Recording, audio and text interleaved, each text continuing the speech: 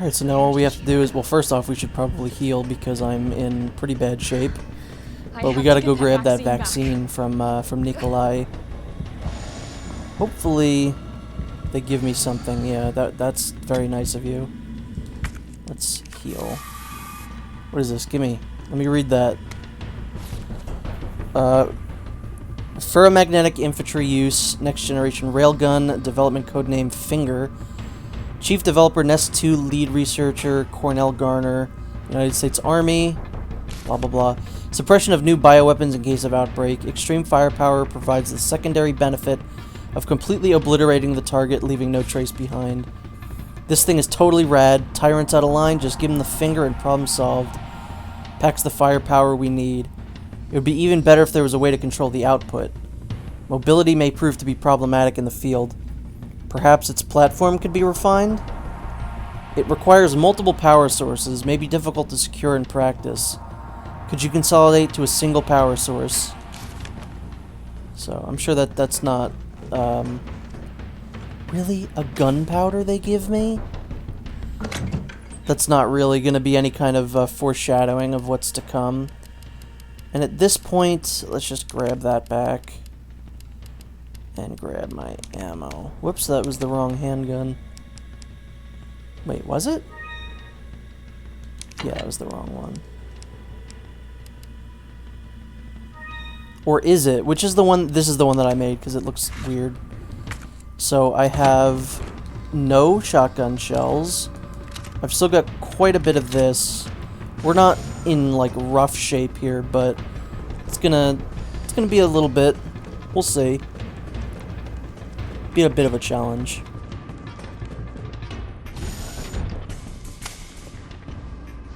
It's done. Give me the vaccine, you greedy son of a bitch. No. You bring money. I like money. We shall make ours an ongoing arrangement. Now drop the gun!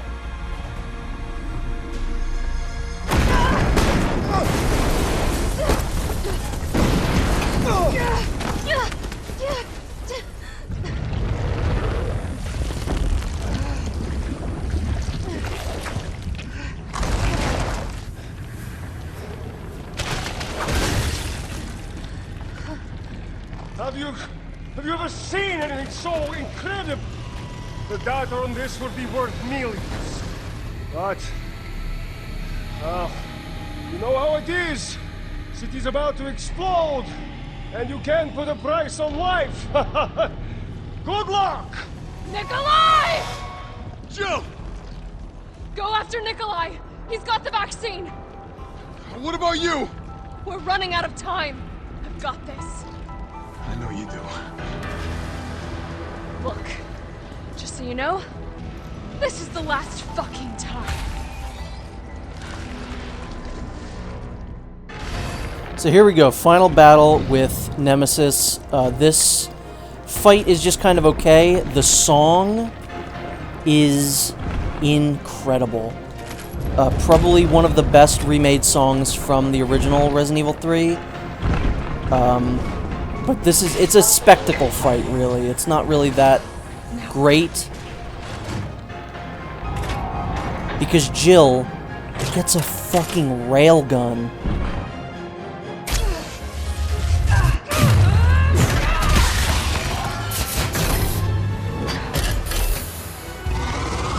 Cooldown in progress. Please reactivate power sources. Damn, it needs power.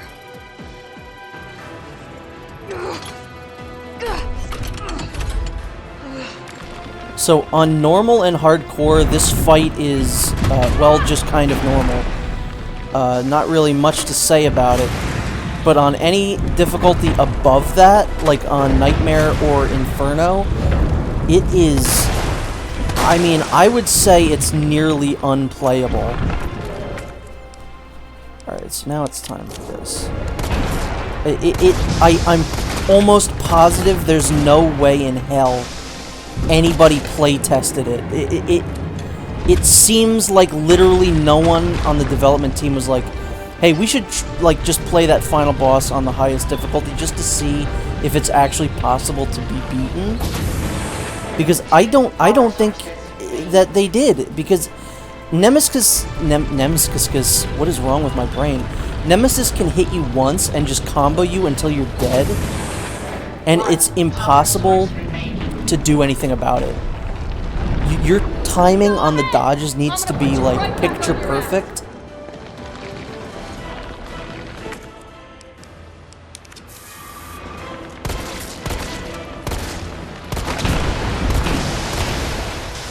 It's this attack that he does that is, like, almost undodgeable. And the timing, like, I was able to push 2 of those in during one cycle. On Inferno and Nightmare, you barely have enough time to push one of these in. He starts recovering from being hurt by the time you're, like, right here, basically. It is almost unplayable, and it's the only part of Inferno that I would say is, like, really, truly frustrating.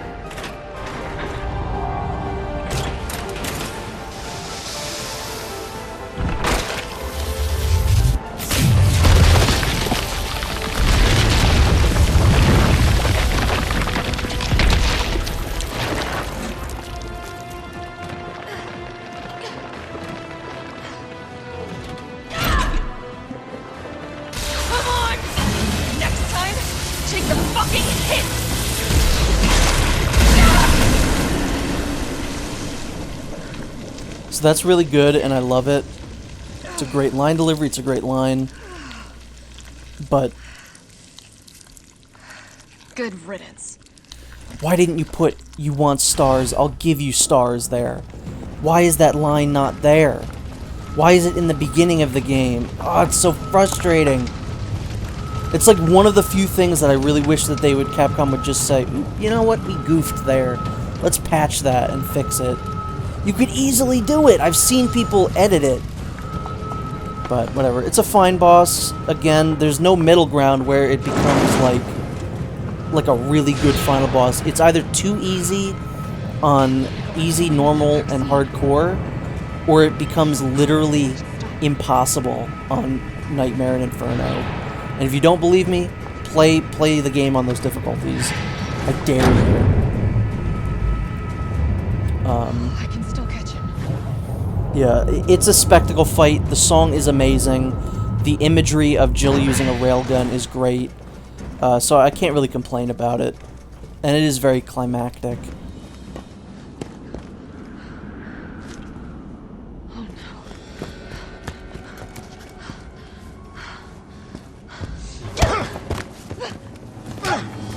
You're not going to stop. Promised you this, didn't I? No! Do you have any idea what you've just done?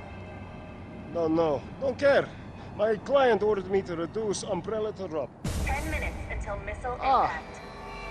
The missile has launched. And that is my cue. Goodbye, Miss Valentine. Shame you didn't listen to me when you had the chance.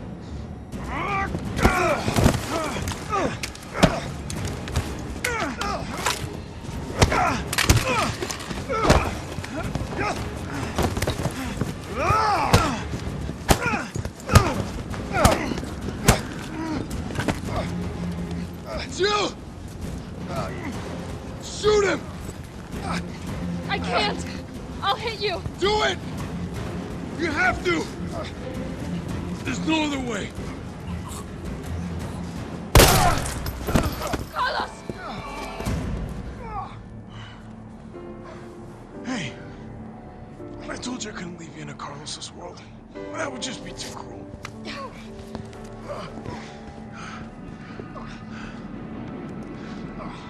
What about him?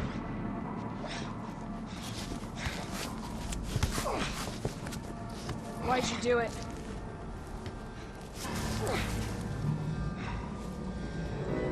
There's a price tag for everything. Even letting the world burn. Who are you working I'll tell you, if you get me out of here. I'll pay you whatever you want. You're a fool. You're a fool! guy. You'll never find out the truth. I don't mind a little detective work.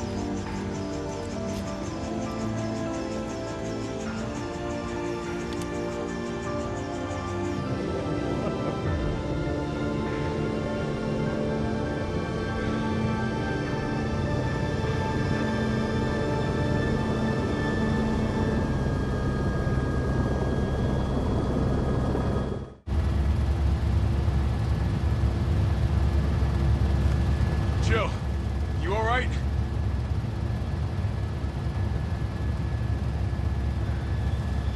There he is.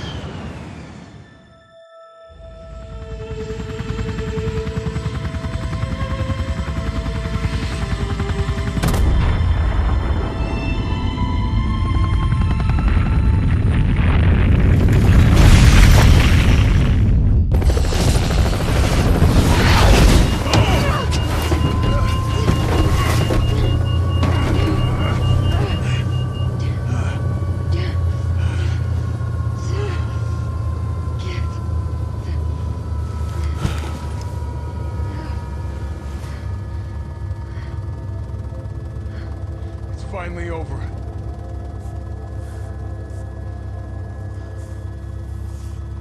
So long, Marcy.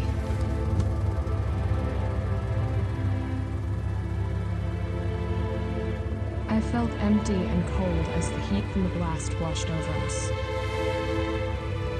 All this death wasn't caused by a monster-making virus. It was greed. Human greed. I decided then and there, the ashes of Raccoon City would be Umbrella's ashes too. I would end them, once and for all.